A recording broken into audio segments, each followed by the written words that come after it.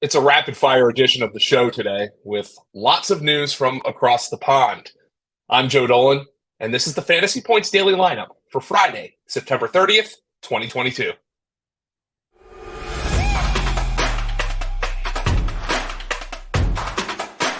It's time for the FantasyPoints.com Daily Lineup. Staying on top of the latest news and updates around the NFL. Rise and shine, folks. We're taking the field. Here's your host, FantasyPoints.com's Joe Dolan.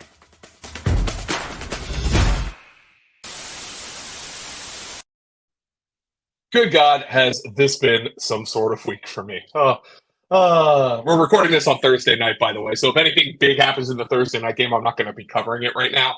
I have a hellacious day after hellacious week tomorrow, so just keep your boy in your thoughts. Starting at quarterback in cheerio London town. That was a terrible British accent. Well, we don't know who's starting at quarterback because Saints offensive coordinator Pete Carmichael confirmed on Thursday morning that quarterback Jameis Winston, whose entire body is hurt, didn't participate in Thursday's practice, but he's hopeful that the quarterback will be on the field on Friday.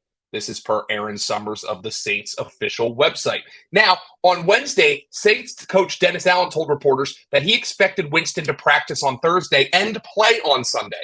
Well, something obviously changed. Andy Dalton took the first team reps in practice again on Thursday, while Taysom Hill was again taking emergency quarterback reps.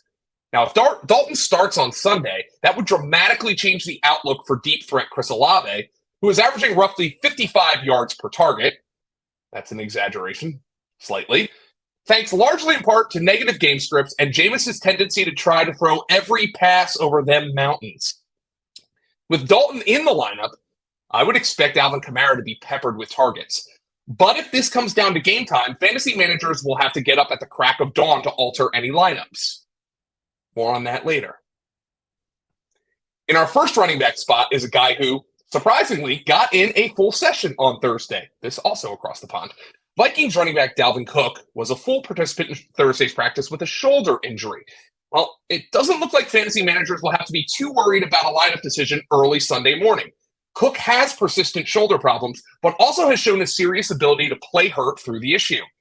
He suffered a dislocated shoulder and torn labrum in week 12 of last season, missed one game, then came back with a harness and ran for 205 yards and 2 touchdowns 1 week later. But as he has also proven, these continued subluxations also lead to more subluxations eventually, as our Dr. Edmund Porras has also said. If you have Cook, you just hope he plays through the injuries and doesn't get hurt again. And obviously, there's an increased risk that Alexander Mattison is more involved this week, even if Cook is able to play against the Saints in London. He's more volatile than usual, but he's still a near must-start as an RB2 with Mattison, a desperation flex option. In our second running back spot, we have the reigning NFC Player of the Week. The Falcons withheld Cordarrelle Patterson from a second straight practice for rest-related reasons on Thursday. This is per Ashton Edmonds of the team's official site.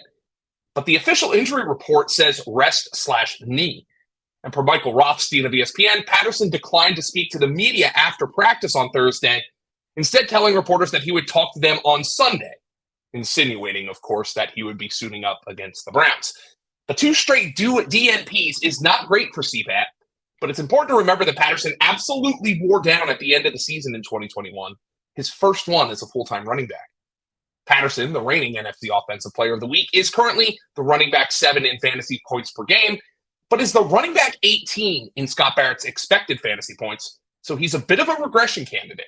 Those who are aggressively looking to capitalize on his hot start on the trade market will likely be galvanized by the fact that he's already resting in week 4 and could have some knee discomfort. We head back across the pond for our first wide receiver, who, like Jameis Winston, has apparently been sightseeing instead of practicing. Michael Thomas, with a foot injury, did not practice on Thursday with whatever toe, foot, whatever it was Keenan Allen called it. This is per Nick Underhill of New Orleans.football. Now, Thomas has to be viewed as extremely questionable at this point, as does Winston. At the bare minimum for the Saints, Jarvis Landry returned to practice, and in theory, Landry would be a good fit for the more conservative nature of Saints backup quarterback Andy Dalton. Now, it's looking like West Coast fantasy football players are going to have to get up at the ass crack of dawn on Sunday morning to make decisions involving the Saints, given this is a London game. There's still a chance Thomas and Winston are out there on Friday, but this is a very precarious situation right now. Landry would be a PPR wide receiver 3 with checkdown savant Dalton starting at quarterback if it comes to that on Sunday morning. At our other wide receiver spot is someone I'm definitely concerned about. Chargers wideout Keenan Allen, who has been dealing with a hamstring injury, left Thursday's practice with a trainer. This is per Jeff Miller of the Los Angeles Times. This does not sound good. It's possible Allen could have planned to just work and then go get treatment inside, but it very well could also indicate a setback, which would put his availability for Week 4's game against the Texans in incredible doubt. It should be noted that Miller saw Allen leave practice during the portion open to the media, obviously, which is only a fraction of an NFL team's full practice. Allen was listed as limited on the final official practice report, which would be accurate even if he took only a handful of reps. We'll find out more on Friday, but I am not optimistic. Now, over the past 2 weeks with Allen out, Josh Palmer is the wide receiver 29 in fantasy points per game and the wide receiver 27 in expected fantasy points, so he'd once again be worthy of wide receiver 3 consideration if Allen can't go. The poor Chargers are in a world of hurt. Hey, at least Justin Herbert got in a full session on Thursday. Now, in our flex spot, we have someone returning to practice. After missing Wednesday practice with a toe injury, Colts running back Jonathan Taylor was a full participant on Thursday.